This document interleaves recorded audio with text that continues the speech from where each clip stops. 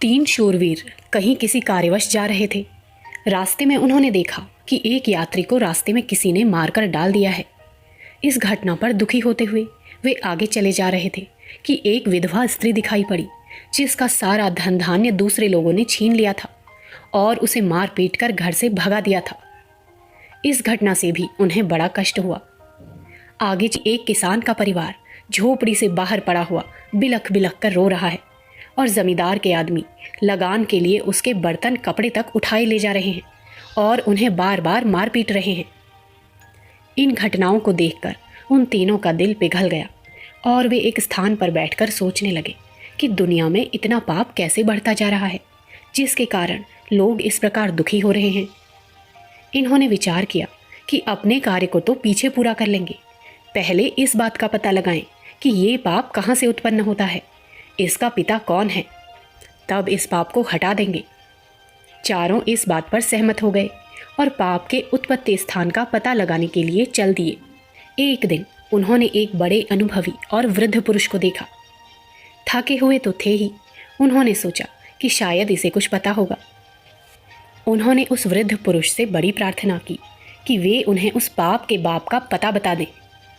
वृद्ध ने उंगली का इशारा करते हुए पर्वत की एक गुफा दिखाई और कहा, देखो, उस कंदरा में पाप का बाप रहता है, पर सावधान, वो तुम्हें भी पकड़ ना ले।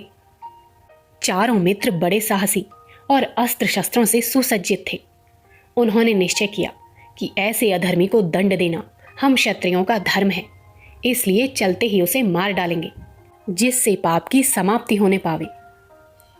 गुफा में पहुंचकर उन्होंने देखा कि वहां सोने के बड़े बड़े ढेर लगे हुए हैं। कई मन सोना इधर उधर पड़ा हुआ है। अब वे अन्य सब बातों को तो भूल गए और इस सोच में पड़ गए कि इस सोने को घर कैसे ले जाना चाहिए। दो साथी भोजन सामग्री लेने चल दिए और तीसरा वहीं गुफा पर बैठकर अन्य व्यवस्थाएं करने लगा। अब तीनों के मन में सोने का लालच सवार हुआ और वे सोचने लगे कि ये बाकी दो मर जाएं तो सारा सोना उसे ही मिल जाए। जब लोभ बढ़ने लगा तो पाप उनके मन में उदय हो आया।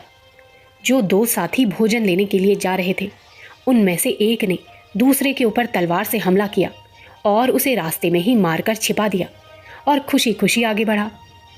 जो भोजन सामग्री लाया था उसमें उसने तीसरे साथी के लिए जहर मिला दिया, जिससे वो इसे खाकर मर जाए। तीसरा भी उनका गुरु था, उसने एक एक करके उन दोनों को मार डालने का इरादा अलग ही पक्का कर लिया था।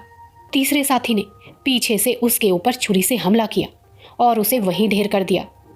अब एक साथी अकेला बच रहा था और ये सोच सोचकर बड़ा प्रसन्न था कि सारा सोना मुझे ही मिल जाएगा। उसने भरपेट भोजन किया, किंतु भोजन से जैसे ही निवृत्त हुआ, उसके हाथ पैर ऐंठने लगे और वहीं थोड़ी देर पैर रगड़कर वो मर गया। धन का आकर्षण बड़ा जबरदस्त है। जब लोभ सवार होता है तो मनुष्य अंधा हो जाता है और पाप पुण्य में कुछ भी फर्क नहीं देखता। पैसे के लिए वो बुरे से बुरे कर्म करने पर उतारू हो जाता है और फिर स्वयं भी उस पाप के फल से नष्ट हो जाता है। जो व्यक्ति पाप से बचना चाहते हैं, उन्हें लोभ से सावधान रहना चाहिए। लोभ आते ही पाप की भावनाएं बढ़ती हैं, क्योंकि पाप का बाप लोभ ही है।